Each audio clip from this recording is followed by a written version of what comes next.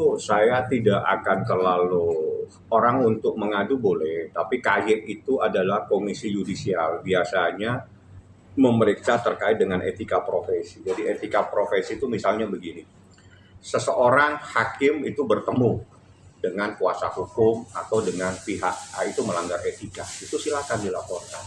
Tapi kalau melaporkan ke KY terkait dengan pertimbangan hakim yang menyatakan terjadi nuyus, terjadi istri yang durhaka, itu upaya hukumnya bukan di KY tapi dibanding. Jadi pertimbangan hakim itu adalah pertimbangan menurut syariat Islam. Jadi tolong hormati agama kami, hormati agama Islam saya yang saya anut. Itulah yang jadi pertimbangan majelis hakim menyatakan istri yang nuyus adalah istri yang durhaka. Nuyus itu apa? Istri yang membohongi suami. Nuyus itu apa? Istri yang tidak menghormati suami. Itu nuyus. Itulah yang dikategorikan istri yang durhaka.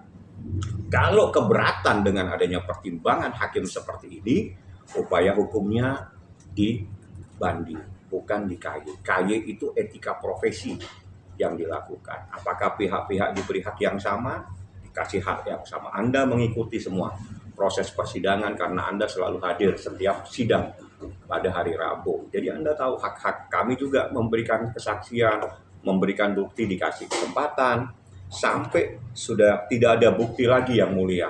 Bukti saya hanya sampai 86, bukti tertulis. Saya hanya mengajukan 9 saksi, fakta, dan 3 ahli. Setelah itu diberi kesempatan kepada pihak termohon. Dia mengajukan saksi. Setelah itu ada lagi tidak? Kalau emang tidak ada lagi, kesimpulan. Artinya, hak-hak ini telah diberikan dengan seimbang. Tidak ada berpihak ke sana, tidak ada berpihak ke sini. Itu fakta-fakta persidangan yang harus saya ungkap. Dan saya harapkan yang tidak pernah ikut sidang, jangan mengomentari fakta-fakta persidangan. Karena nanti Anda membuat penyesatan informasi yang sebenarnya. Sebaiknya Anda baca putusan itu secara baik, secara benar, satu persatu halaman dibaca, sehingga Anda bisa tahu pertimbangan hakim itu seperti apa. Jadi pertimbangan yang menyatakan istri durhaka itu adalah pertimbangan hakim. Dasarnya adalah fikih. Dasarnya itu adalah pendapat para ulama.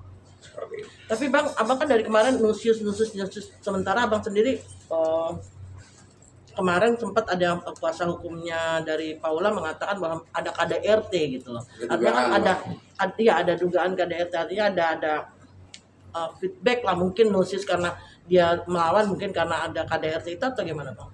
Jadi itu sudah ada di dalam fakta-fakta persidangan. Jadi itu sudah dipertimbangkan, dia mengajukan bukti tapi tidak bisa mengajukan bukti yang menyatakan ada KDRT. KDRT itu adalah tindak pidana, bagian dari persoalan pidana yang diatur dalam Undang-Undang Kekerasan dalam Rumah Tangga. KDRT itu terbagi menjadi 2, penganiayaan secara psikis dan penganiayaan secara fisik.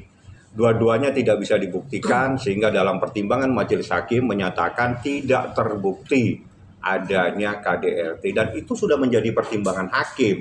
Hormati pertimbangan hakim ini.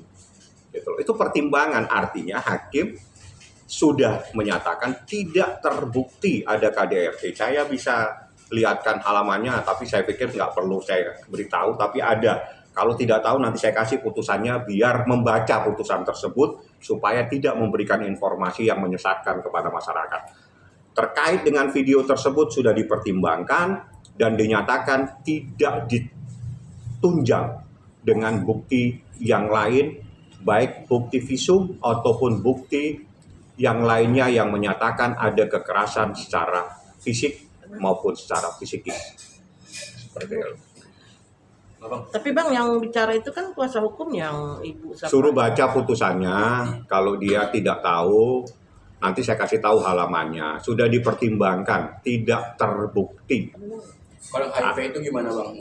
Kalau itu ada di dalam putusan, Anda cek aja, nanti tanyakan karena akan harus dibuka.